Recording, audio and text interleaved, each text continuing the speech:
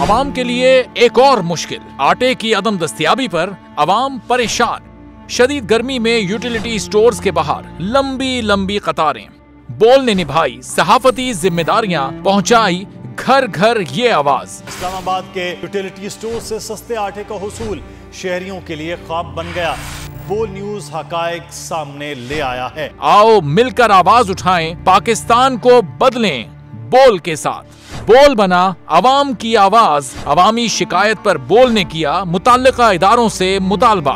सुबह 6 बजे से आकर ये लोग आटे का इंतजार करते हैं। 7 बजे आई और नहीं मिल रहा है आटा, पैसे नहीं होते तो उधारे लेकर आती हूँ। वो कहते हैं जी 7 खजूर लाजमी लें। हमारे पास आटे के पैसे नहीं होते तो खजूर कहाँ से लें?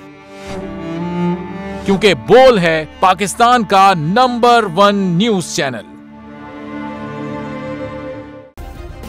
सब्सक्राइब करें और बेल दबाएं ताकि कोई खबर रह न जाए।